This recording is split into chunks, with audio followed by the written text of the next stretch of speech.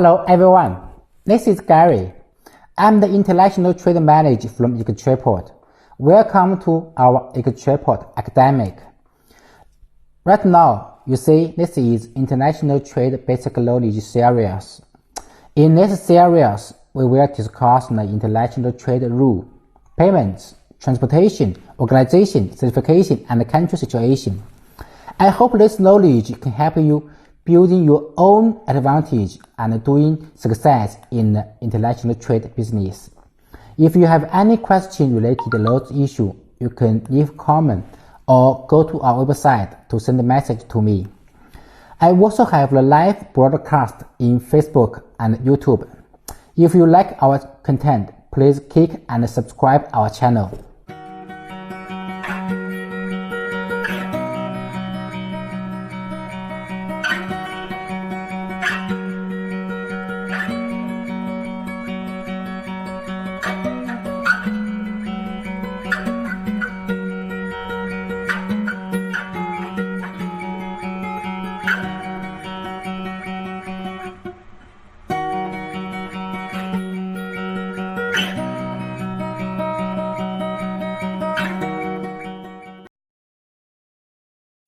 Last time, we talked about the EXW for E group.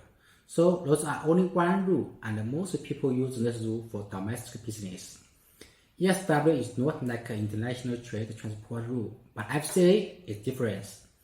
More than approximate 40% for contract all over the world are use this kind of rule to single contract. FCA is comprehensive because it applies to all modes of transport. So we are using the same way to discuss FCA rule: cost, obligation, deliver, insurance, and with conclusion. So let's start and what's the FCA. Let's look what kind of costs for seller should be bear.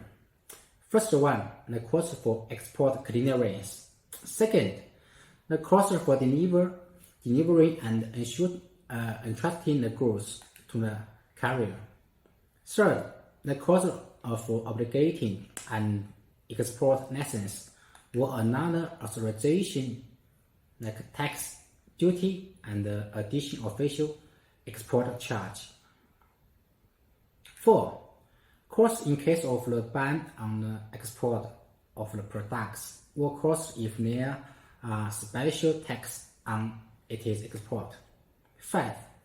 The cost of providing the document proving the delivery of the goods, like a bill. 6. Cost for prepare and sending the commercial invoice. 7. Cost of information the buyer that the goods have been delivered and entrusted to the carrier or have not been accepted by the carrier and the great time. 8. The cost of packaging and marking required for transport, unless the goods are generally transported without packaging. 9. The cost of the quality control, measurement, weighting, and counting. So, what's the particular costs? The first one, that is the cost related to import issue and transport of goods from the moment of delivery to the carrier by the seller. Second, any additional costs related to non-comprehensive with the obligation to take a delivery of the goods at the place and the time agreed in the contract. 3. The cost of the obtaining documents issued in the country of segment or which are necessary for the buyer to import or transit the goods. 4. Cost of informing the seller about the date and place where the goods will be delivered to the carrier. 5. Costs related to the transport of the products. 6. Cost for unloading the delivered goods from the means of the transportation in the terminal of carrier designated by the buyer. 7. All costs related to the products from the time they are put at the disposal of the carrier, designated by the buyer. Okay, this is 8. or additional costs resulting from the non-designated carrier, or notified the seller of the name of the carrier and the designated date when the goods are not to be delivered to the carrier. 9. The cost of per-shipment inspection for the goods, unless the authorized compulsories require list of the exporting country. So, those are costs of buyer and sellers. How about the obligation for both parties? So, what are the obligations for the seller? The first one, the seller have to provide the goods, the commercial invoice, and another evidence for conformity as may be required and specified in the contract. Second, upon request and at the buyer's expense, the seller enable and assist in obtaining shipping documents. 3. Appoint a person responsible for loading the goods to the vehicle of the purchaser of the products. 4. The seller is responsible for preparing the goods for loading, like measurements and packaging for the goods. 5. Seller adjusts the goods for the export and bear the risk and cost for involved. 6. At the request of the buyer, the seller may conclude a contract of carriage on normal terms and conditions at the cost and risk for the buyer. So that's one. That's the seller's obligation. How about the buyer's obligation? Okay. What are the obligations of the buyers? The first one, the buyer complete the formalities related to the import of goods and allow the transport from the moment of delivery by the seller to the courier. Second, the buyer bears the risk of losing or damage the products from the moment of delivery to the courier. 3. It concludes transport contract. Also, the seller may be arranged transport at an expense and risk for the buyer. 4. The buyer takes care of all necessary transit formalities and prepare the goods to import. 5. The buyer orders transport and takes delivery of the goods at the place agreed upon the contract in advance. Those are the obligation of both sides, buyer and seller. So how about the delivery?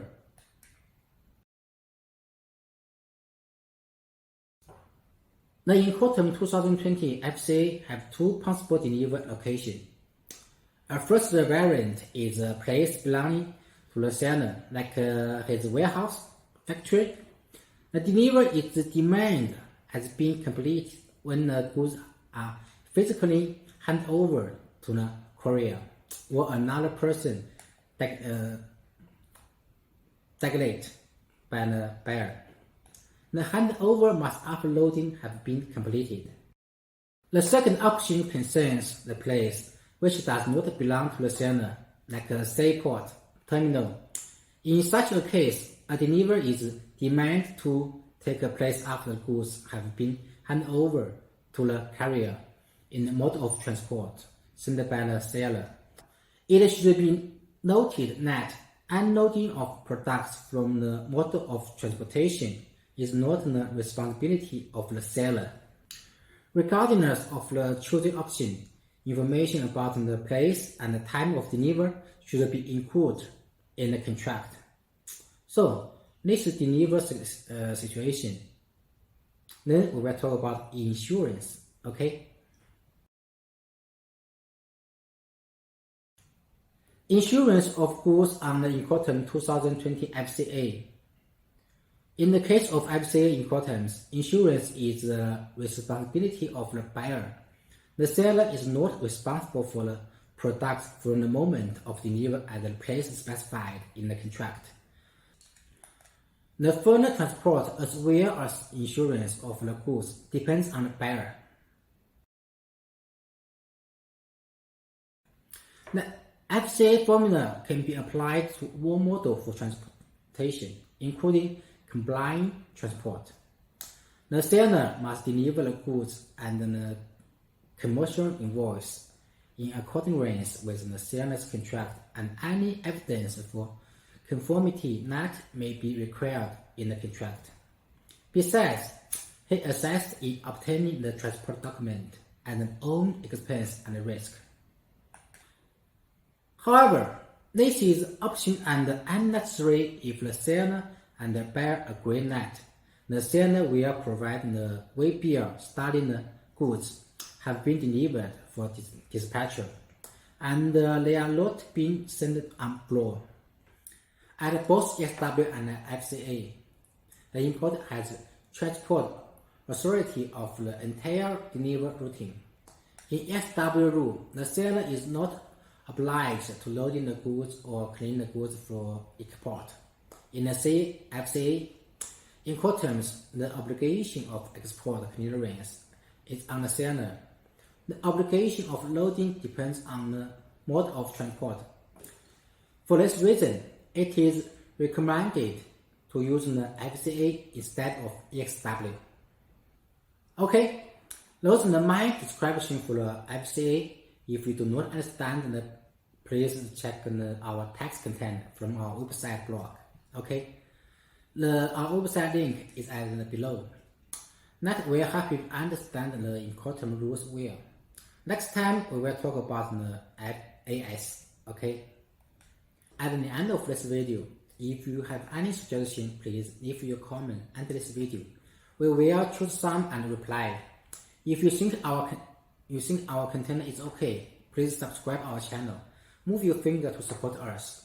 That is doing more useful videos to help you grow in international trade business. Okay? More text content you can find on our website. Thank you for watching and see you next time. Bye bye.